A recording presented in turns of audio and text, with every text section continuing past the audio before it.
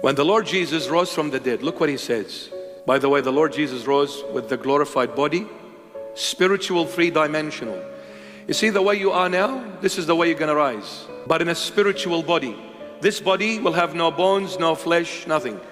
It's a spiritual, three-dimensional. The way you rose, exactly the way you're going to rise in that glorified body. But you will have the same age of Jesus Christ and the same height of Jesus Christ. So if you came to this world for an hour and died, you will rise at the age of 33. And if you lived 969 years in the Old Testament, you will rise at the age of 33 and the height of Christ. The only difference between this glorified body and the Lord's glorified body, the wounds. Even the glorified body of Jesus Christ will have the wounds of the cross forever. So in the next life, for eternities to come, when He comes, we will see the wounds in the hands and in the feet. We will see them as a reminder for those who will make it to the Father's house. This will be a reminder for all of us. My wounds got you here. I kept them so that you never forget why you are here. It was not what you've done, it was what I have done on the cross that got you here. That'll be a reminder for all of us. And we'll love Him forever and ever and ever. Now, when the Lord rose from the dead, there is no soul, S-O-U-L. There is the body and the spirit only. Why? Because look at the Lord Jesus, what He said after resurrection.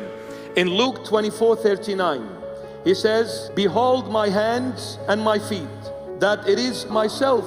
I'm the risen one. Come, touch me. Behold my hands and my feet. Why are you just staring at me? Touch me. Handle me and see. For a spirit does not have flesh and bones as you see I have." The spirit does not have flesh and bones. He did not mention blood.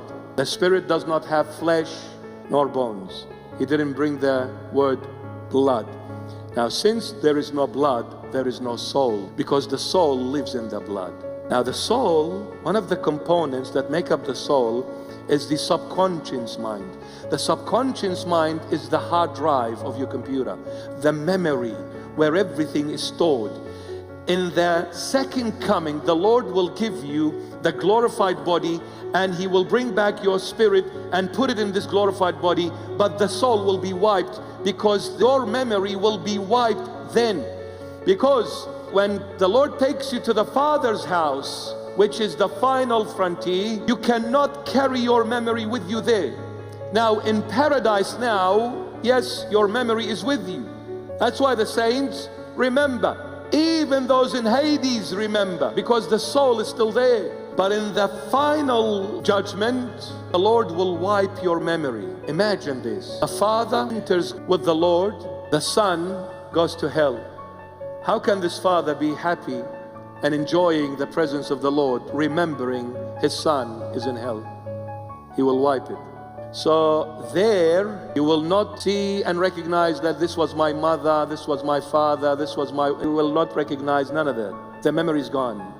You'll only recognize one, Jesus Christ of Nazareth. Everyone in the Father's house will know Jesus only. Your father standing next to you, you won't even know it's your dad. The memory is gone, because the Lord is fair. He says, you suffered enough on earth. The time has come to give you comfort and joy. I'll be your joy, I'll be your comfort. There will be no more aging, no more tears, no more Centrelink payments, no more nothing.